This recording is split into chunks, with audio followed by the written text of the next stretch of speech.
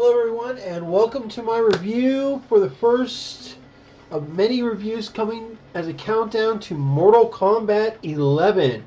Today we are reviewing Mortal Kombat the game on the Sega Genesis.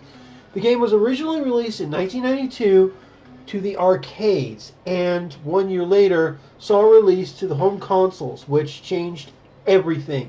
This is literally the game that was responsible for the creation of the ESRB. And as you can see, it's a pretty good game.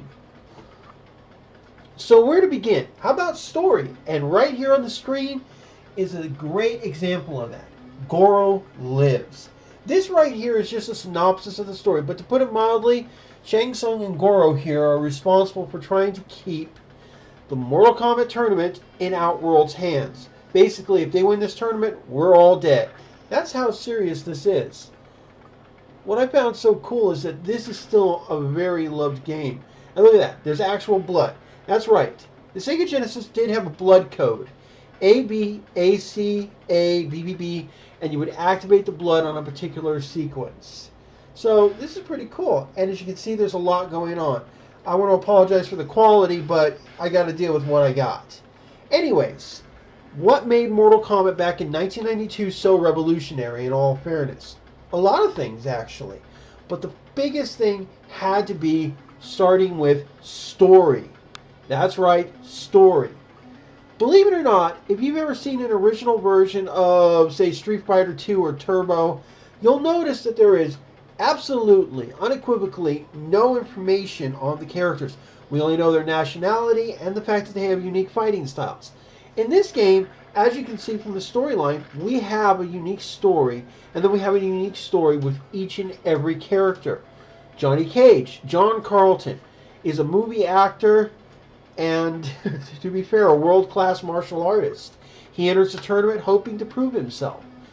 Liu Kang is a Shaolin monk, possibly descended from Kung Lao, as you'll read right here, who is one of the most likely people to win the tournament and save Earthrealm. He knows what's going to happen if he fails, so the pressure's on. Then, on top of that, you have Raiden right there on screen now, too. Like I planned it, but I didn't. The God of Thunder and Lightning, who is taking quite a bit of risks to try to save Earthrealm. And he's going to do it. Then we have the two ninjas, Sub-Zero, the blue icy ninja. The guy who is basically responsible for killing that dude over there on the screen, Scorpion. Yep. He's a ninja, he's an assassin, and he's clearly in the tournament for an unknown reason. We don't know what it is, but it's clearly a big deal. Then there's Scorpion. Now, Scorpion, unlike Sub-Zero, isn't here in the tournament for any nefarious purpose. He's out for just good old-fashioned revenge. And when you've basically been brought back from the dead, from what can be considered hell, well, let's say you're pretty much gunning for someone. And trust me, that was the deal. When your clan, your wife and child are killed, you're going to get a little pissed off. So these two characters alone became fan favorites quickly. Then you have Kano, a basic international gangster, criminal, arms dealer, a couple other things. Basically a pretty bad dude. And boy, howdy did he make good on those threats. But unfortunately, he pissed off the one woman in this game you shouldn't piss off, Sonya Blade, a Special Forces lieutenant. And to put it mildly, she's hell-bent on kicking his ass. I gotta be honest with you, though. The game has so much going for it that it's kind of hard to find any little thing that just, doesn't work. The stories were good. We had characters with actual motives for being in the tournament. We knew why they were fighting in this tournament. What can be said? There's Kano right there, Liu Kang. As you can see here, it's pretty cool. Now, this is the Genesis version, so graphically it's not the best, but it is actually pretty accurate to most of the arcade, both in terms of how things are done, how things moved, and so forth. But I'll be fair, it's not the best version of the game. The Super had its advantages, and so did the Game Boy and Game Gear. I'll get more into that in a bit, but first off, let's just continue on with the game. And here's Sub-Zero's profile. It's really cool. But a story does not make a game. what made the game next? How about gameplay and so forth? And Mortal Kombat had it. Believe it or not, every character, as you can see here, has what's known as a shared move list. That basically means everybody has the same uppercut move, the same roundhouse kick, the same sweep, punch, kick, so on and so forth. So you're like, why would I want to play any of these characters then? They're all the same. Not necessarily. Believe it or not, everybody has slightly different variants. Sub-Zero, for example, and Scorpion are pretty much simple. They're the same, but they are the more balanced characters. They also have a range move and a move that allows them to basically set somebody up for a free attack. Johnny Cage here is the basic long-range fighter. His uppercut is notorious for hitting people even when you think you're safe, and so on and so forth. Basically, this game got pretty serious. There's mirror matches as well. Just the sheer amount. I mean, hell, Sonya is a speed demon in this game, and Raiden, he's a heavy hitter but very slow, and yet he had all these great range and surprise attacks. So everybody was very unique. Then you had the Blood come in, which changed everything, as well as their special moves. And these guys were notorious for their special moves being very interesting. And here's Sonya's profile, and they used digitized actors. That's the other thing that made it so compelling. Not only did you have stories going with these characters, but you had a reason to play the game. It just works like you cannot begin to believe. And it was just cool. Needless to say, this is one of the games I really love playing. And it just keeps getting better with time. Now, what was the most controversial part? What was the thing that made this game stick out? The fatalities. I mean, you can have anything you want in a video game, but they chose fatalities. Now, in this game, you only get one per character, and to be fair, for a first game, that's okay. The most iconic one, of course, has to be Sub-Zero's spinal column rip. I mean, you literally have the guy's head and spinal column in your hands.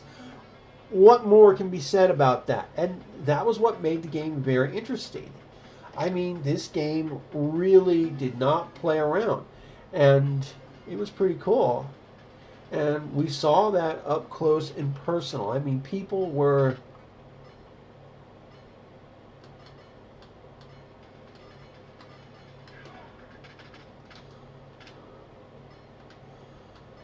And the game is... Oh, this is a little embarrassing. I was trying to go to show you the game, but apparently the controller I have is a little iffy, so... You know, I don't know why that is. But as you can see here, a lot of this game is very arcade accurate. There was just so much that went into it, the fatalities and everything, and it shows too. And as you can see here, they really went out of their way to do a lot. I mean, again, the graphics on the Genesis version are not the best. And you have 7 basic fights for the characters.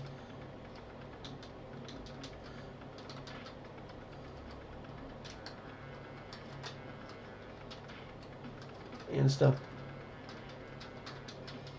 I mean, and it shows too. This is not an easy game to play. And unfortunately, in my case, I'm a little rusty, so just bear with me. Anyways, this game did a lot.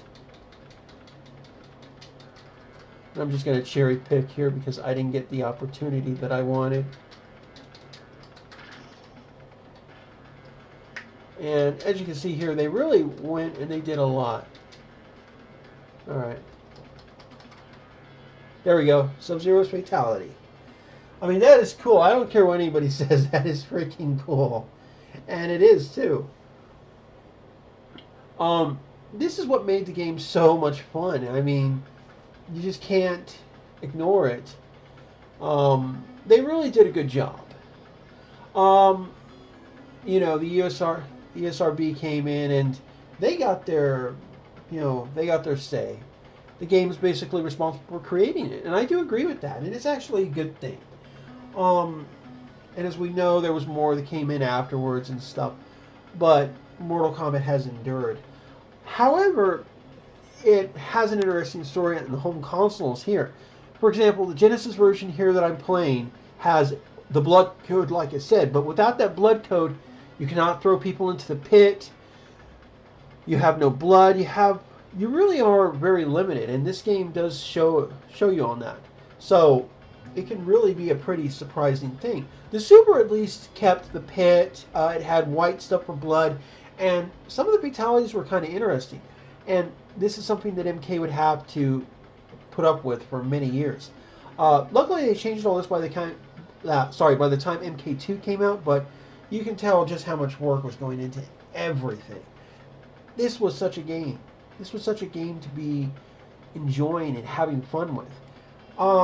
The Genesis version, as you can see here, is not aged particularly well. I'm sorry to say that this is showing some of the limitations of the Genesis, but I give the Genesis version a lot of credit. Even the Super, they did two different things and it works. The game has been re-released several times in various forms, and actually it's still one of the best games out there. I highly recommend it. Sorry. And it really shows off how good the game is. How would I rate this? I'm going to have to give it a strong 7 out of 10. This game is just that good. Now, do I recommend it for people? Well, if you have kids, no. This game actually originally had a Sega Genesis 13 rating on it. That was their thought on it, even though heads were being ripped off. I mean, right in there, he literally blew someone's head up. I'm not making this up. He really did blow people's heads off. So, take that with a grain of salt. But overall, this game really does do pretty good. And as a first game, it really did good. There are a few rumors I'd love to go into, but I don't know if I have enough time to do that. Like, supposedly, Jean-Claude Van Damme was supposed to be one of the ideas that helped create the game, believe it or not, and that Johnny Cage is inspired by him, which I kind of see the point to, but I don't know. Now, one rumor does say that Sub-Zero's fatality you just saw was inspired by the Predator, and that kind of makes some sense. And as we all know, Predator actually wound up in Mortal Kombat 10, sorry. Which I'm going to review as well. But I have to be honest with you. The first game still holds a good spot in my heart, and I highly recommend you get a chance to check it out. As much as I gotta say, I'll be doing the next video probably next week at some point for MK2. I will not be using the Sega Genesis version because it's just god-awful. But Mortal Kombat was also well known for its secrets. Reptile. There were also, believe it or not, comic books. John Tobias, one of the creators, was a comic book artist, believe it or not, and he did some of the illustrations. It's still pretty damn cool, and I highly recommend the game. Remember, not for kids, so have fun, and good luck.